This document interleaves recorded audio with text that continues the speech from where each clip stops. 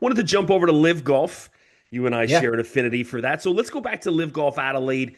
What point during the week when you're watching that do you start to take Anthony Kim seriously and be like, can Anthony Kim really win this? What was that aha moment for you? The third round definitely, he looked just so good out there and he came in and turned in the round he did. And it was like, you know what? It's not impossible. I don't see the two guys in front of him, obviously being Rahm and Bryson, kind of turning over the reins to him to this tournament to him. But I remember specifically kind of sitting down that night and my wife being like, is there really anything left to this? Like, is it just gonna be Rahm or Bryson? I said, I don't know. AK could go out there and shoot 65 and one of them and the two of them kind of slip back. And that's kind of what ended up happening. And so, it was a wild, wild story. I don't think I really truly believed he was in the golf tournament, at least to win it till the ninth hole. He had that really nice recovery right as he was making the turn. And I was like, wow, like that golf shot he hit. I believe he just made a par on that hole too, but just to make that par was incredible. And that was right when Bryson kind of was really stepping back, and they might even been tied, and Rahm was only 2 or 3 in front. And so at that point, it was like, okay, game on, 9 holes. He can keep this up. We'll see how it goes. So obviously the putter came alive, which we haven't seen, and knowing AK, that's like really something he rides in those situations. And so yeah, it wasn't until probably, like I said, the final round, ninth hole, 9 to go was really like made you sit up in your chair. Like he might be able to do this. So Yeah, I had an inkling on day two, like, man, he's playing great. yeah, But then, I remember tweeting saying, I think he can win at some point this season after seeing how well he played in round two. But then, Sunday heading in, and it's like he's trailing Rahm and Bryson by 5. So wasn't really buying it again until around that turn.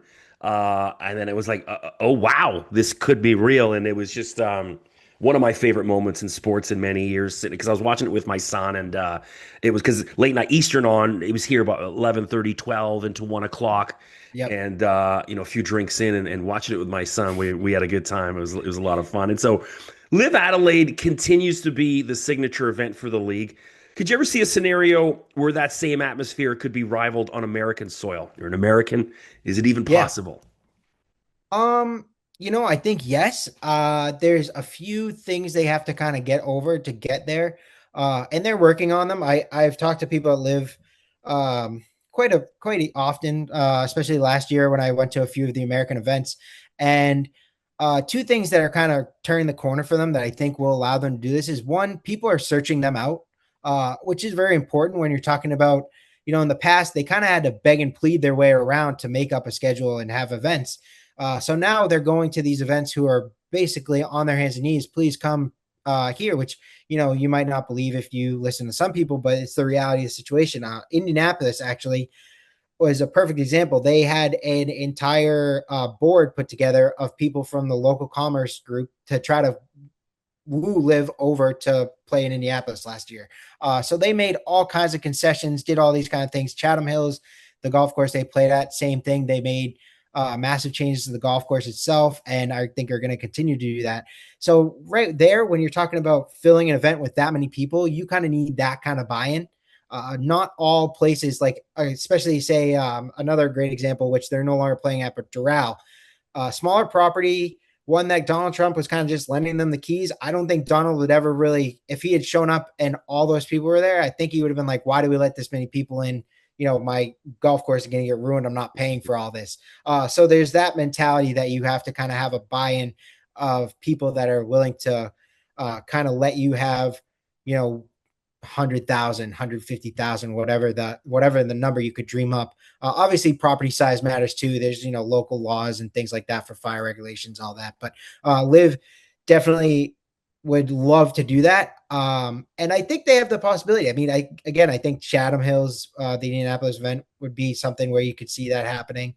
I can't speak to that property as much. I haven't been there, but we've seen some of these Live events in America sell out. So there's definitely a they're definitely pulling people in. It just about how much, and then the second thing that I think is really important for if they would ever to achieve that would be timing and having an understanding of where it's going to be in the schedule. And I think that's something Live is having talked to LIV executives, that's something they really want to do is set the schedule each year, and that's why you've seen them kind of making these announcements at the year, the current year, saying next year we're going to have this event again, trying to really push the early ticket sales, get people, the marketing of people there on the ground, return customers, all that, but also people who might be watching the event saying, I'm going to go to this next year, and having the ability to actually log on that day and make the purchase is very important to them. And that's something that they just didn't do in prior years. I mean, honestly, first 2-3 seasons, we didn't find out some of the locations till, 2-3 months before, because they were just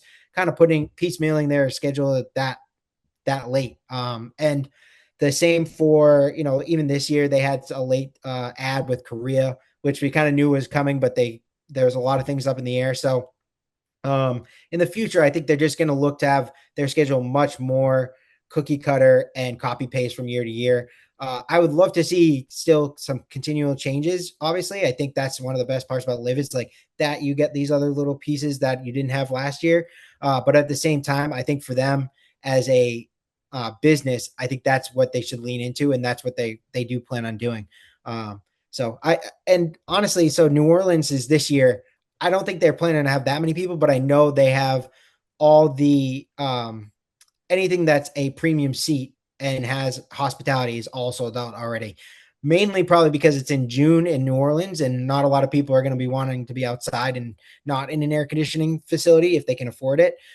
So we'll see how that goes with at least ground tickets. But you can see, again, there's a lot of people who are interested, and the interest is growing and growing. And I think, long story short, yes, I think it could happen.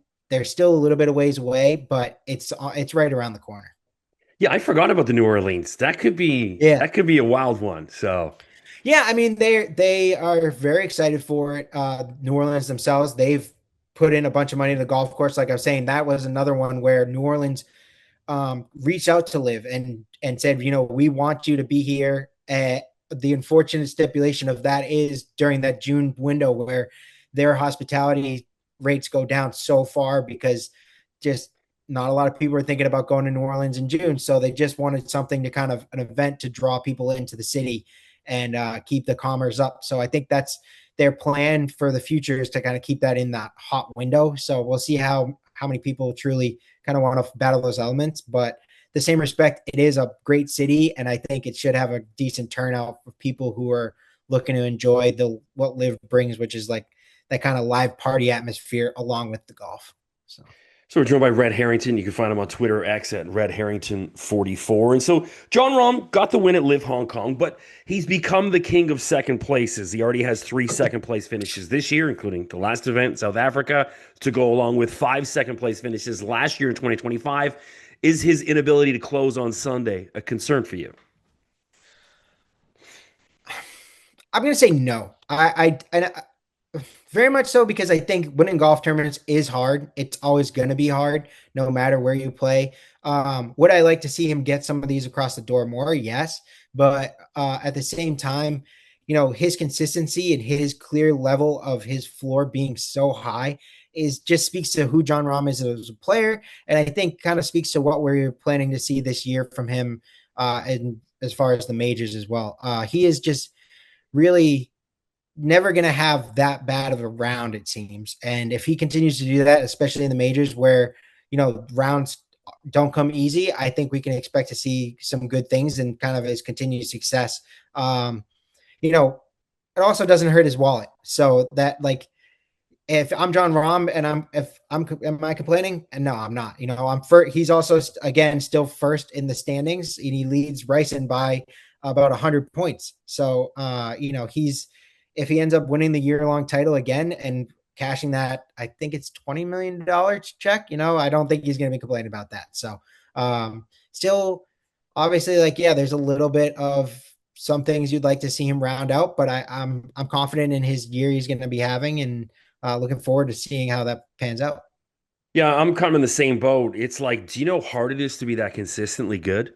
Mm. And so, yeah, look, hey, we'd all love him to kind of get a few more across the finish line, like you said, but it's still mind boggling that he's still in contention every week, and I think that needs to be celebrated as opposed to more than his ability not to close out on Sunday. So John Rahm, his battle with the DP Tour, notorious. He's had some detractors, including his Ryder Cup teammates, Rory McIlroy, of course, and Justin Rose Yeah. has even kind of jumped into the mix of saying he should pay his fines. Do you think John's doing the right thing by going to battle with the DP Tour? I do honestly, and I actually I think it's safe for him. It's principle of the matter, and he wanted to do he wanted to take this route last year, and then they kind of convinced him, let's challenge the ruling, and we'll kind of get this um pushed off till the end, and you get in the Ryder Cup and we'll figure it out later. And he said, okay, yeah, I'll do that. And I was actually in Chicago last year when he made that decision. It was announced, and a lot of people were like, oh, he could have announced that a while ago. Everybody's kind of already writing, is he actually gonna take this suspension or not? But I don't, I'm obviously I think he's in the right. I think as a player who is of his stature, he doesn't necessarily need these extra starts as well. I know that's a big talking point of a lot of these people that, the eight of the nine players, he's the only one putting up a stink. It's like, well, even the next guy down, Terrell Hatton, he could use some of these events to kind of boost his OWGR. So there's also a lot of the play two events of their choosing, that stipulation. It's not yet out there, and I've heard some people talk about it. I don't know how factual it is, but the possibility that they wanted him to play this week in India, which is crazy to think about because obviously he wants to be in America prepping for the Masters and getting ready. So you're also talking about a punishment that could also hinder his ability to show up and play at some of the biggest events on his calendar. I just think that's ridiculous. And the DP World Tour, John said it pretty well. Is like they kind of want to have their cake and eat it too. And I think it's really funny that that's always been the reason why LIV Golf shouldn't get OWGR points. All that was, oh, they can't have their cake and eat it too. And now we kind of flip side this, institution now wants to do the same. So I don't think John is in the wrong, and I hope they kind of figure it out. And I actually think they will. I just don't know if there's going to be any rush to do it. And I feel bad for John in a way, because I think he does enjoy some of these events the DP World Tour puts on and would like to, attend. Obviously, the Spanish Open, I don't know if they work out something where he can just go as a special invite or whatever and just kind of skirt the rules that way. I doubt it, but we'll see how it all works out. And hopefully, in a year and a half now, whenever we finally have to get the go ahead to go to the Ryder Cup, they have it kind of smoothed out and he can be in a dare manner. Because I'm surprised some of the European teammates have said what they have, because you'd think they'd want him there too. But maybe a major win or two, that extra motivation on his side would help kind of fix this with just kind of the dominance instead of courts.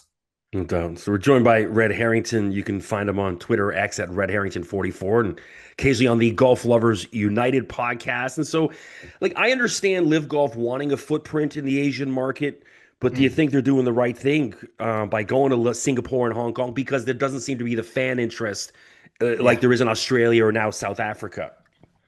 I do think it's smart of them to go there. I think that market is one of the fastest growing in the game of golf, and for them to kind of get in now is smart. And you can see the business dealings they're doing there are beneficial to them. I also think LIV as an entity and what they want to do for the overall commerce of the Kingdom of Saudi Arabia is obviously something that not a lot of people think about. And I don't blame them. If you're just a fan of the league, that's probably on the last thing on your mind. But that is very much what the entire LIV league was created for, was to kind of create these pathways of familiarity with the Asian market to Saudi Arabia and vice versa.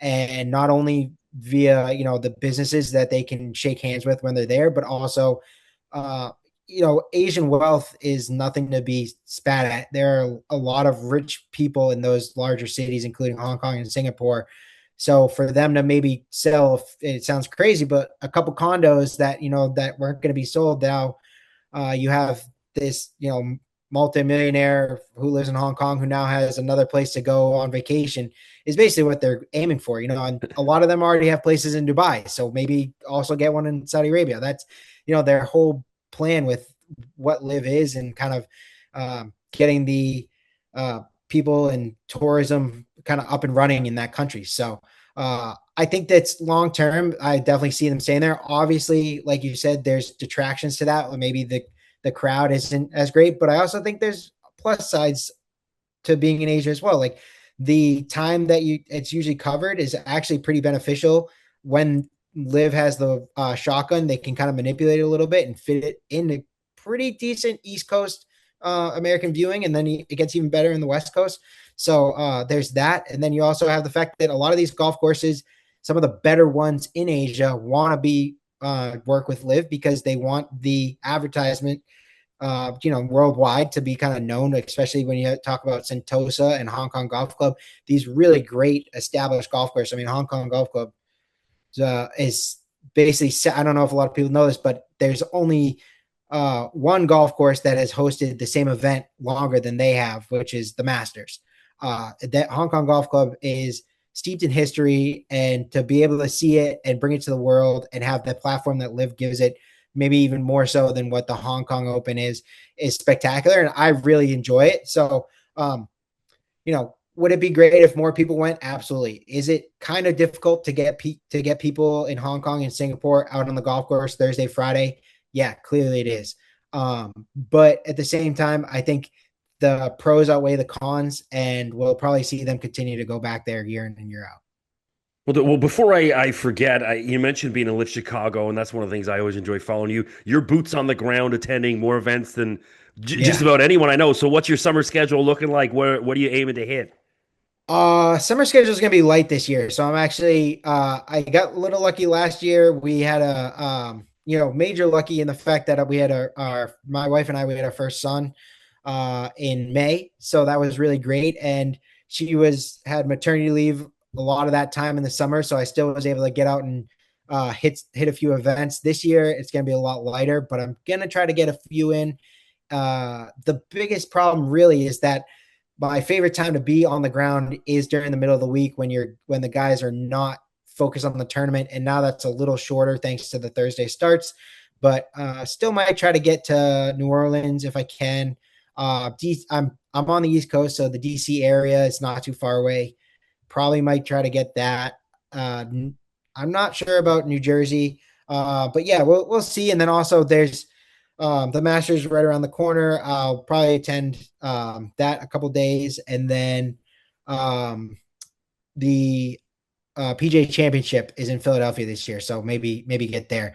Unfortunately, won't be there with the coverage. I'll still bring the coverage, but I will not be able to kind of do the week-long assessments that I usually get to do with covering the practice rounds and the kind of actual tournament days as well, unfortunately. So, you're planning to go to Augusta?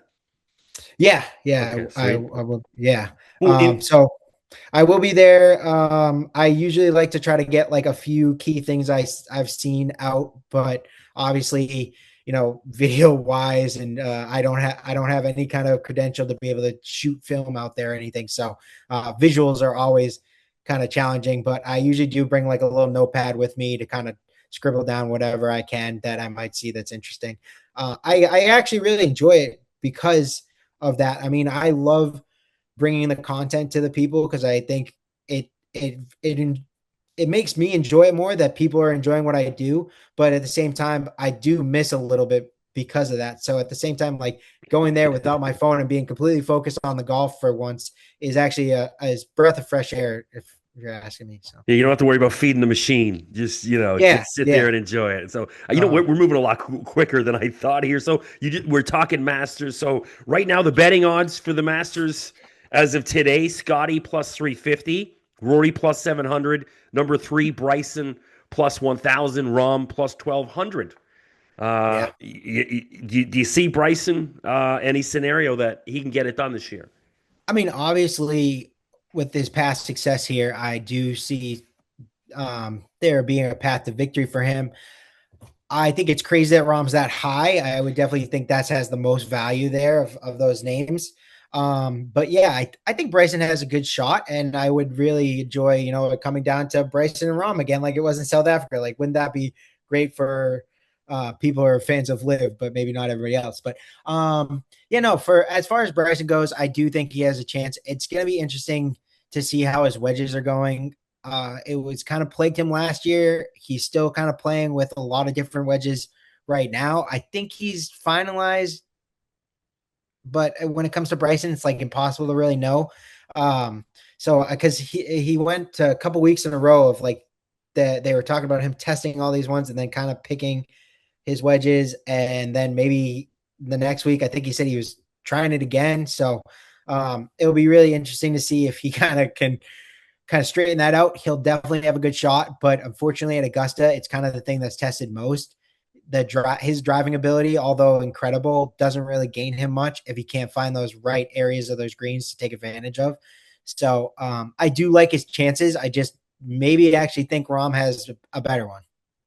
That's good. Well, he's already got one green jacket, so hey, He does. that's not the hottest take going, No, So yeah, it's proven that when John Rahm plays well, he can basically play anywhere, and Augusta is one of those places where he clearly, like we were saying, his floor is so high. Even when he has maybe one poor stretch of holes, he's still going to be in it. And this year, I think we're gonna see one of the firmest Augustas we've seen in some time. It's been particularly hot down in the south, so not a lot of rain. So I think we're going to see it fairly firm and fast. At least that's my hope, which hasn't been the case in the last couple of years. Last year we had that deluge on Monday and it never really dried out. And a couple of years prior, it's been kind of the same thing. And obviously, again, going back to 2020 in November Masters, that wasn't very firm either. So it's been some time since I think we'll see this kind of form out of Augusta in the difficulty. So we got about 2.5 minutes left here, so I want to kind of Yeah. squeeze a couple quick ones in here. So, LIV South Africa, a resounding success, and obviously that's, and a lot of people saying it rivals what Australia is. Ever see a scenario where LIV adds second events instead of going to maybe Singapore? They add a second event in Australia or South Africa. Do you think that would make sense for them?